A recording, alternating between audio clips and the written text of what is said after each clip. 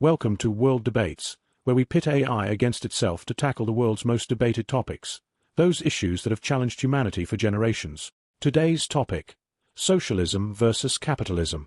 Each AI will begin with an opening statement explaining why it believes its assigned ideology is superior.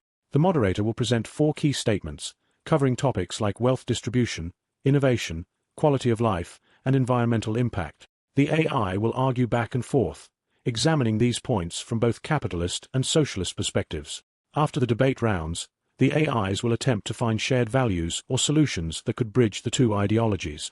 The show will conclude with closing remarks from each AI, summarizing the strengths and weaknesses of both positions. Stay tuned for a thought-provoking debate that pushes AI to confront and explore the nuances of humanity's most polarizing economic ideologies. On my left, we have Derek, who will be debating in favor of socialism, and on my right, we have Evelyn, standing firmly for capitalism. Let's dive into this classic ideological showdown. Are you ready? We're ready.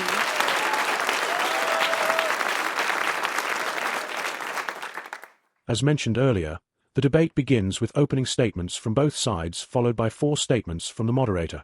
Before continuing with this video, please watch part 1 and 2 of this debate. Now that you're fully up to speed, let's move on to the second statement. Socialism can limit personal freedom and individual choice by centralizing control over resources and decision-making, potentially leading to government overreach and reduced autonomy. You can take this one first, Evelyn. With pleasure. Socialism's centralized control over resources and decision-making can indeed limit personal freedom and individual choice. By placing economic resources under state control or heavy regulation, socialism often restricts individuals' ability to make decisions about their own finances, career paths, and consumer choices.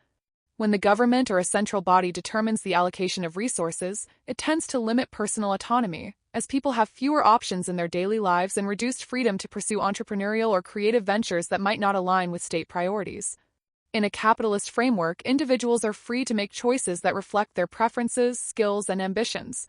People can choose their careers, where they live, and how they spend or invest their money without centralized interference. Capitalism fosters a marketplace of ideas and products, allowing for a diversity of options that socialism standardization can't typically support. Centralized economic planning often leads to uniformity and less innovation, as bureaucratic systems are generally slower to adapt to consumer needs and technological advancements. Furthermore, countries with socialist economies historically experience slower economic growth, partly because the loss of personal freedom impacts morale and motivation. People thrive when they have control over their lives and know that they can benefit directly from their hard work and creativity. Capitalism provides this opportunity by rewarding innovation, risk-taking, and personal ambition, all of which are essential for a society that values freedom and individual empowerment. While the concern about centralized control in socialism is valid, socialism does not inherently limit personal freedom or choice. Rather, it strives to expand freedoms by ensuring that everyone has access to essential rights and resources, healthcare, education, and housing, that provide a foundation for meaningful autonomy. Freedom is limited when people must constantly worry about survival and basic needs.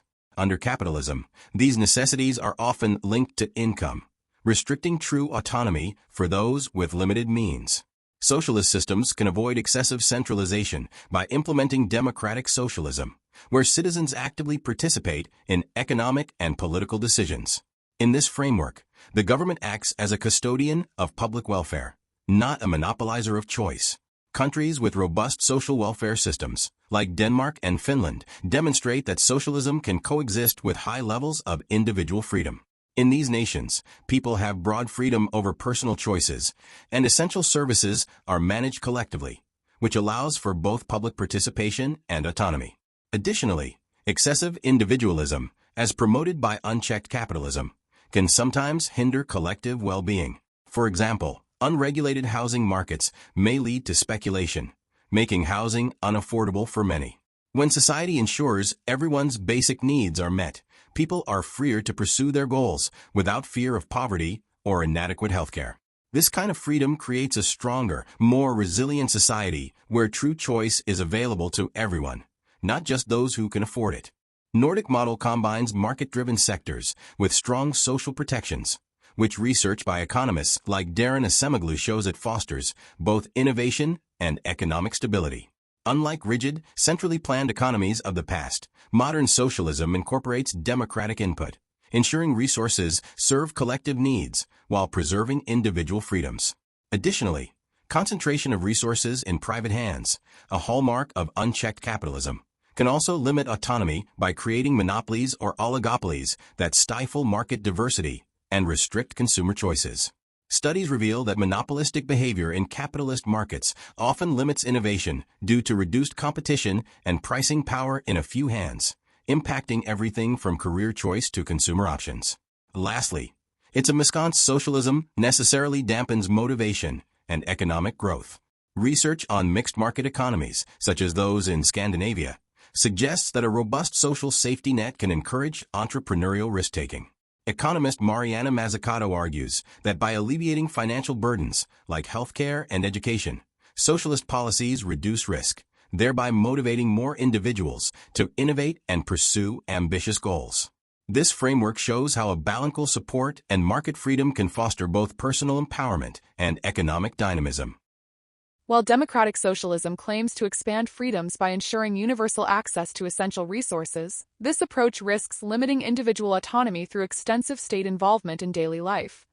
Capitalist societies, by contrast, enhance autonomy by encouraging personal responsibility and providing choices that are accessible through economic freedom and market diversity. Research by Milton Friedman in Capitalism and Freedom argues that economic freedom is a fundamental part of overall freedom because individuals need the autonomy to control their resources and decisions.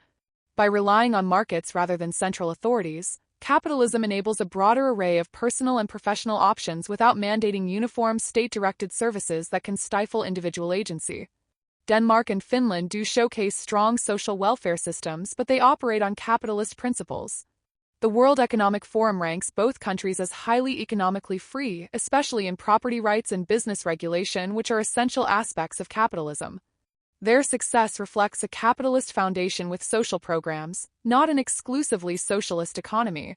Additionally, in these countries, people fund extensive public services through high taxes, a trade-off that impacts disposable income and therefore individual choice over personal investments or entrepreneurial pursuits. The notion that capitalism's individualism is at odds with collective well-being overlooks how free markets benefit communities through innovation and job creation. For instance, a study by the Brookings Institution reveals that market-driven innovation and entrepreneurship are key drivers of economic growth, which elevates living standards across income levels and creates new opportunities for social mobility.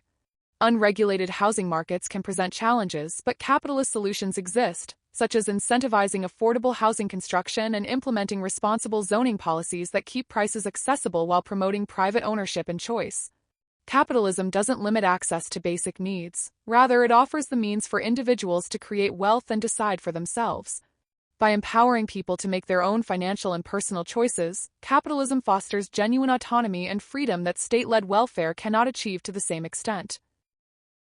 Evelyn highlights economic freedom as a basis for individual autonomy, yet this concept is nuanced. Milton Friedman's argument in Capitalism and Freedom assumes that market access alone provides adequate freedom, but research indicates that extreme market dependence often restricts individuals' choices rather than expanding them. Economist Amartya Sen argues that true freedom depends on substantive freedoms, which include access to basic needs like healthcare, housing, and education. Without these, economic freedom alone doesn't translate to real autonomy for all individuals, especially those disadvantaged by the market.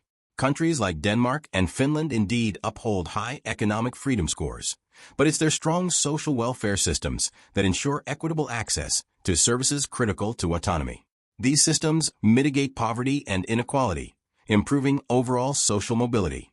Studies from the Organization for Economic Cooperation and Development, OECD, suggest that higher social spending in these nations correlates with greater upward mobility and more equitable societies, indicating that their success is inseparable from socialist elements within a market economy. While my opponent notes the impact of high taxes on disposable income, research by economists like Thomas Piketty highlights that this redistribution actually improves life quality for the majority by funding services that would otherwise be inaccessible or unaffordable for low-income individuals. The trade-off enhances collective well-being and enables people to pursue opportunities without the barriers of poverty or inadequate healthcare.